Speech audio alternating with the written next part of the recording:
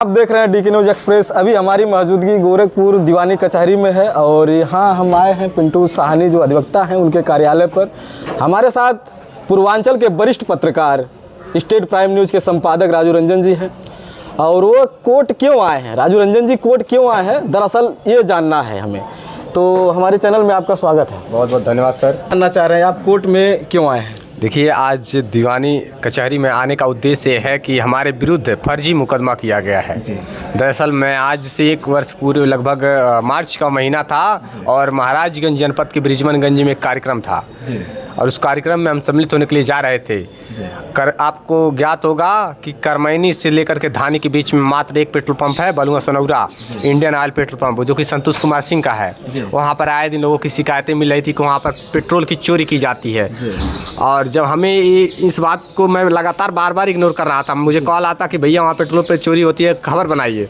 मैं इस बात को इग्नोर करता रहा। उसके बाद जब 2-3 बार अपने साथ घटित घटनाएँ हुई, फिर तीसरी बार क्या आपने जब आपके साथ ये घटना जो है घटित हुई तो आपने खबर बनाया?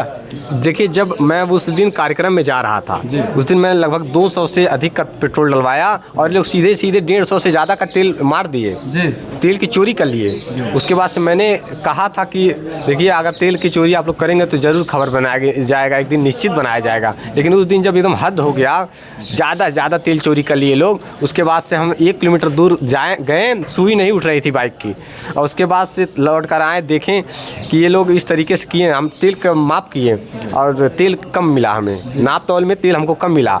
उसके बाद से हमने खबर प्रसारण की, लाइव चलाया, न्यूज़ कवरेज किया और ये लोग मतलब कि कई बार केस को दबाने के लिए मतलब पैसे वैसे का प्रलोभन भी दिए और खैर हम लोग कॉल रिकॉर्ड नहीं कर पाए। और इसी बीच में समझ लीजिए कि हमने खबर प्रसारण किया और ये लोग हमारे विरुद्ध ये कहते हुए, रंगदारी वसूलने की बात कहते हुए आज न्यायालय में आकर के मुकदमा कर दिए हैं। कितना दिन हो गया? लगभग 6-7 महीने 8 महीने हो ही गए होंगे हमारे विरुद्ध जो मुकदमा किया गया है। और बाकी सारी जानकारी मैं क्या ही बताऊं, दर्शक खुद बता देंगे कमेंट के माध्यम से, देखने वाले लोग, कि आखिरकार क्या वाकई में ये फर्जी खबर था। क्या आप लोगों के साथ कभी ऐसी घटना घटित नहीं हुई है? आए दिन पेट्रोल पंपों पर लगातार चोरियां देखने को मिलती हैं। तो केवल एक पेट्रोल पंप नहीं, लगभग ऐसे बहुत से पेट्रोल पंप हैं जहाँ ऐसी शिकायतें मिलती है कि पेट्रोल की चोरी की जाती है, तेल की चोरी की जाती है। तो ये चोरी बंद होनी चाहिए, इसकी जांच होनी चाहिए। और लगातार मैं ऐसी निंदा करता हूँ ऐसे पेट्रोल पंप के मालिकों की जो खबर प्रसारण करने वालों के विरुद्ध कार्रवाई करते हैं, क्योंकि उनकी चोरी समाज में आ गई, लोगों के बीच में आ गई।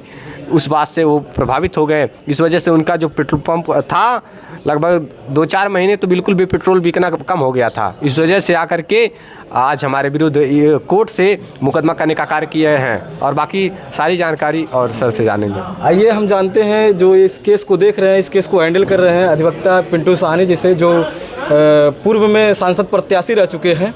तो सर बहुत बहुत स्वागत है। धन्यवाद। क्या कहना चाहेंगे इनके जो इनका केस जो देख रहे हैं?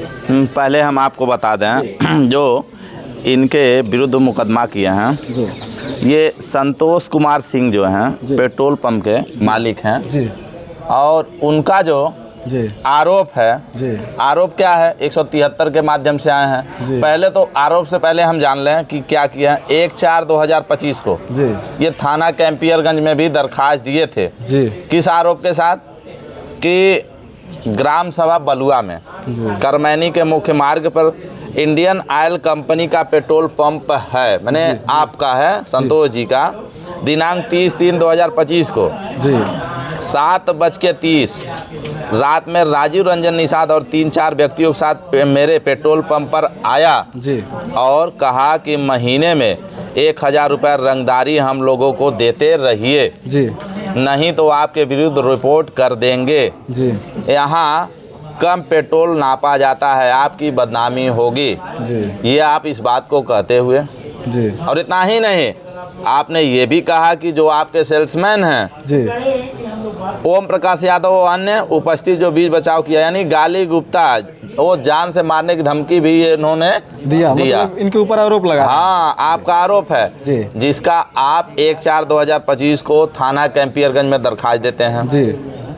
और इन्होंने, इनके साथ जो घटनाएं हुई थी इन्होंने अभी आपको बताया भी है जी। उस समय सोशल मीडिया के माध्यम से भी बताने का काम किया था, जिसमें फीडबैक के माध्यम से अगर बताया जाए तो वो आए दिन एक वही पेट्रोल पंप नहीं है, और भी पेट्रोल पंपों पे जी चोरी के मामले आए दिन देखने को मिलता है। जी जी और इतना ही नहीं, कुछ और भी आता है क्या कि जो पेट्रोल पंप है उसमें पेट्रोल डीजल में क्या आ रहा है, एथेनॉल भी मिला दे रहे हैं लोग, जिससे माइलेज और भी दिक्कतें बढ़ती रहे, गाड़ी का जो इंजन है वो सीज होने की संभावना है। तो जो लोग हैं उपभोक्ता हैं जी, आप क्या कर रहे हैं कि अगर शिकायत आ रहा है शिकायत का निस्तारण करना चाहिए।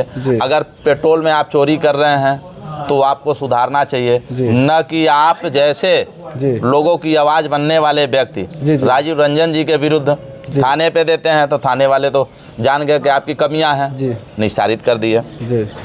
और आप एसएसपी महोदय यहाँ भी गोरखपुर एसएसपी महोदय यहाँ जाते हैं जी, कब जाते हैं कि आप 1/4/25 को कैंपियरगंज गए, उसके बाद फिर आप 15/4/25 को एसएसपी महोदय यहाँ भी दरखास्त आप देते हैं। उस पर भी ये जानते हुए आला अधिकारी अगर कहा जाए, वो ये सारी चीज़ें घटनाएं उनको भी पता है और समाज में जो आ रहा लोग बता ही रहे हैं, वो वहाँ भी निस्तारित हो गया।